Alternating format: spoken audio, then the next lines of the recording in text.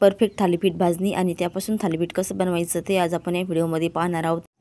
वेगळ्या पद्धतीची आणि एकदम पौष्टिक अशी थालीपीठ भाजणी तुमच्यासोबत मी शेअर करणार आहे। मंडळी, व्हिडिओ शेवटपर्यंत बघा। तुम्ही सकाळच्या मुलांच्या नाश्त्याला आणि टिफिनला सुद्धा हे देऊ शकता। चला तर मग वेळ न घालता आपण रेसिपीला सुरुवात करूया।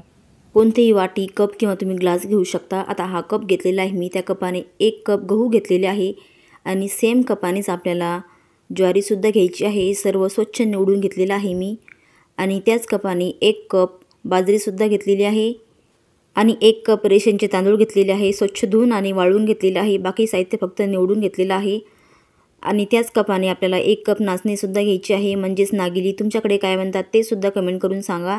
नागिलीसुद्धा मी स्वच्छ निवडून धुवून घेतलेली आहे। यामध्ये बारीक खडे असतात, त्यामुळे एका बाउलमध्ये त्याच कपाने अर्धा कप मटकी घेतलेली आहे आणि अर्धा कपच चणे घेतलेले आहे, गावरान चणे। आणि त्याच कपाने अर्धा कप डाळ घेतलेली आहे चण्याची, अर्धा कप मसूर डाळ आणि अर्धा कप मूग डाळ घेतलेली आहे, हिरवी मूग डाळ। तुमच्या आवडीच्या तुम्ही डाळी अजूनही यामध्ये ॲड करू शकता। आणि अर्धा कप घेतलेली आहे उडदाची डाळ, तुमच्याकडे सालीवाली असेल ती सुद्धा तुम्ही घेऊ शकता। हे 4 डाळी घेतलेले आहे मी आणि त्या सारख्या मापाने 1 कप धने आणि अर्धा कप जिरे घेतलेले आहे। आता हे सर्व साहित्य आपण छान भाजून घेऊया। इकडे कढई ठेवलेली आहे गरम करायला, लोखंडी कढई घेतलेली आहे। सर्वात आधी आपण जे धान्य घेतलेलं आहे ते सर्व भाजून घेऊया। लो फ्लेमवर छान असं खमंग सुगंध येईपर्यंत आपल्याला हे भाजायचे आहे आणि सारखं असं मिक्स करायचं, म्हणजे सर्व बाजूने छान असं भाजतं। ही भाजणी छान जेवढी खमंग भाजेल तेवढे थालीपीठसुद्धा खमंग होतात आणि भाजणीसुद्धा जास्त दिवस टिकते। अजूनही खूप साऱ्या नाश्ता प्रीमिक्सच्या रेसिपी मी शेअर केलेल्या आहे, जाऊन तुम्ही बघितले नसेल तर चेक करा। खूप हेल्दी रेसिपी आहे आणि तुम्ही पाहू शकता खूप छान अशी ही भाजली गेलेली आहे आपली ही भाजणी। याचा कलरसुद्धा चेंज झालेला आहे, मस्त सुवास सुटलेला आहे घरामध्ये थोडा थोडा, याचा कलर चेंज झाला। आता आपण एक कॉटनच्या कपड्यावरती काढूया। खाली ताट घेतलं आणि वरती कॉटनचा कापड घेतलेला आहे, म्हणजे याला घाम येणार नाही। ताटावर जर टाकलं डायरेक्ट तर घाम येतो, ती ओलसर होईल आपली भाजणी। आपल्याला खमंग हवी आहे। आपण जे कडधान्य घेतलेले आहे ते सुद्धा छान असे खमंग भाजून घ्यायचे आहे। लो फ्लेमवर खमंग सुगंध येईपर्यंत भाजून घेऊया। आता हे कडधान्यसुद्धा छान असे भाजलेले आहे, त्याच ताटामध्ये आपल्याला काढायचे आहे। हे एकत्रच काढायचे आहे सर्व, मस्त वास आलेला आहे खमंग। आता यामध्ये टाकून घेऊया आणि त्याच कढईमध्ये आपण बाकीचं साहित्यसुद्धा भाजून घेऊया। डाळी भाजायच्या बाकी आहे, डाळी आता भाजून घेऊया। लो फ्लेमवर मस्त खमंग सुगंध येईपर्यंत आपल्याला भाजून घ्यायचे आहे। आणि अजून एक सिक्रेट साहित्य यामध्ये टाकायचं आहे, त्यामुळे थालीपीठाला चवसुद्धा छान येते आणि करताना अजिबात तुटत नाही। आणि पाहू शकता तुम्ही असं मिक्स करत राहायचं आहे सारखं, म्हणजे सर्व बाजूने डाळी छान अशा भाजतात आणि लो फ्लेमवर भाजायच्या आहे, म्हणजे आतपर्यंत भाजतात आणि खमंग असे थालीपीठ आपले लागतात। तुम्ही पाहू शकता डाळीचा कलर चेंज झालेला आहे, डाळी आपल्या ह्या भाजलेल्या आहे। आता गॅस बंद केला तरी चालेल आणि यामध्ये टाकायचं आहे आपल्याला 1 चम्मच मेथी, पोहेखानाचा चम्मच जो असतो तो टाकायचा आहे 1 चमचा आणि गॅस बंद करूनच टाकायचं आहे आपल्याला हे आणि मिक्स करून घ्यायचं। आणि लगेच आपण जे बाकीचं साहित्य काढलेलं आहे त्यामध्ये हे टाकून घ्यायचं आहे आणि सर्व साहित्य आपल्याला थंड होण्यासाठी ठेवायचं आहे फॅनखाली।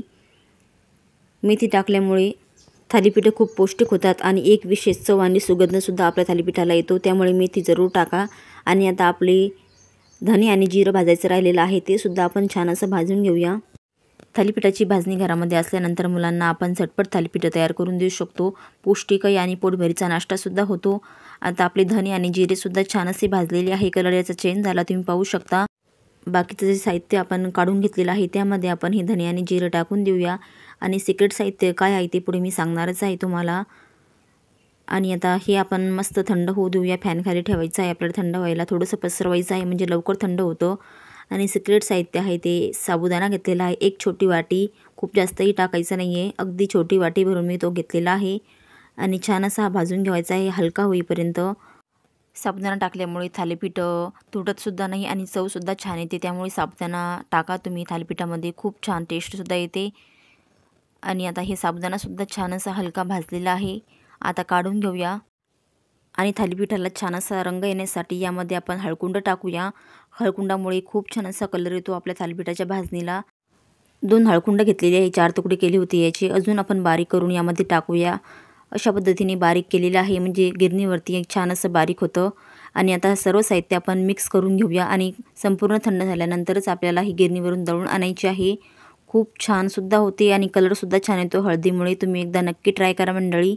आता मिक्स करून झालेलं आहे। आता याची भाजणी दळून आणल्यानंतरच तुम्हाला मी दाखवते।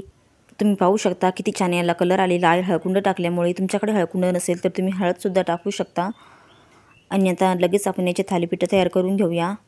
वाटीने मोजून घेते मी, म्हणजे अंदाज येईल आपल्याला। वाटीने मी 2 वाट्या मोजून घेणार आहे। आता ही 1 वाटी घेतलेली आहे। एक बाउल घ्यायचा, त्यामध्ये आपण घेणार आहोत, किंवा ताटामध्ये सुद्धा तुम्ही भिजवू शकता। 2 वाट्या आपली ही भाजणी घेतलेली आहे। आता यामध्ये टाकूया आपण हिरवी मिरची आणि लसणाची पेस्ट, मी बारीक मिक्सरमध्ये काढून घेतलेली। मिरचीचे प्रमाण तुमच्या आवडीनुसार तुम्ही कमी जास्त करू शकता। आणि यामध्ये टाकूया आपण कापलेला एक मोठा कांदा, आणि अजून यामध्ये टाकूया आपण बारीक चिरलेली पालक आणि बारीक चिरलेली कोथिंबीर। तुमच्या आवडीच्या कुठल्याही भाज्या तुम्ही यामध्ये घालू शकता। आणि थोडंसं आपण जिरं टाकून घेऊया, आणि पांढरी तीळ टाकायची आहे। तिळामुळे खूप छान अशी चव येते आपल्या थालीपीठाला। आणि थोडासा ओवा टाकूया हातावर चुरगळून, आणि चवीनुसार मीठ टाकायचं आहे। तुम्हाला अजून तिखट हवं असेल तर तुम्ही लाल तिखटसुद्धा यामध्ये टाकू शकता। आणि हळद टाकायची गरज नाही, आपण भाजणीमध्ये टाकण्यामुळे हळदीची सुद्धा गरज नाही। आणि छान असं आपण हे मिक्स करून घेऊया हाताने। अशा पद्धतीने भाज्या यामध्ये छान असे मिक्स झाल्या पाहिजे, आणि जसं लागेल तसं पाणी टाकायचं आहे। खूप असं आपल्याला घट्ट किंवा पातळ नाही भिजवायचं आहे। थालीपीठ थापता येतील तसं आपल्याला भिजून घ्यायचं। अगदी थोडं थोडं पाणी टाकून घेते आणि भिजून घेते। थालीपीठ खूप आरोग्यदायी आहेत, त्यामध्ये ज्वारी बाजरीबरोबरच आपण अजून धान्य वापरलेले आहे, त्यामुळे या धान्यामध्ये खूप जीवनसत्व आणि खनिजे असतात, आणि फायबर असल्यामुळे आपल्या पचनासाठी खूप असं फायदेशीर ठरतं। आणि आता हे पीठ छान असं आपलं मळून झालेलं आहे, तुम्ही पाहू शकता। थोडं थोडं पाणी टाकून मी छान असं मळून घेतलेलं। अजून 2 मिनिटे आपण हे मळून घेऊया। थोडंसं पाण्याचा किंवा तेलाचा हात तुम्ही घेऊ शकता, आणि छान असं मळून घ्या। आता तवासुद्धा गरम करायला ठेवला आहे मी साईडला। तोपर्यंत आपण थालीपीठ थापून घेऊया। एक पोलपाट घेतलेलं, त्यावरती एक कॉटनचा रुमाल घेतला ओला करून, यावरती आपण थालीपीठ थापून घेऊया। तुमच्या आवडीनुसार तुम्ही छोटे किंवा मोठे थालीपीठ बनवू शकता। आणि आता यामधला छोटासा गोळा घेते आहे मी, आणि यावरती मस्त असं थापून घेऊया। थोडंसं पाणी टाकून घेऊया आपण यावरती, आणि हातालासुद्धा पाणी लावायचं आहे, म्हणजे चिटकत नाही। अशा पद्धतीने गोल गोळा बनवून घेतलेला, आणि मस्त थापून घ्यायचं आहे। तुम्हाला जाड किंवा पातळ आवडते त्याप्रमाणे तुम्ही थापू शकता। नाश्त्याच्या खूप साऱ्या पौष्टिक आणि झटपट तयार होणाऱ्या रेसिपी मी चॅनलवरती शेअर केलेल्या आहे मंडळी, तुम्ही बघितले नसेल तर जाऊन बघा। आणि आता हे थालीपीठ आपलं मस्त असं थापून झालेलं आहे। आता यावरती आपण अजून थोडेसे तीळ लावूया, आणि याला असं पुन्हा एकदा थापून घेऊया, म्हणजे तीळ याला छान चिटकतात। आणि छिद्र पाडायचे आहे याला, म्हणजे यामधून तेल सोडता येतं आपल्याला खमंग होण्यासाठी। आणि आपले छिद्रसुद्धा पाडून झालेले आहे। आता इकडे आपला तवा छान गरम झालेला, त्यावरती आपण थोडंसं तेल टाकून घेऊया, आणि यावरती आता आपण थालीपीठ टाकूया। हा रुमाल घ्यायचा आणि असा यावरती उलटा करायचा आहे अशा पद्धतीने, आणि अलादी रुमाल काढून घ्यायचा आहे, आणि लो फ्लेमवर खमंग भाजायचा आहे आपल्याला, गॅस नाही वाढवायचा।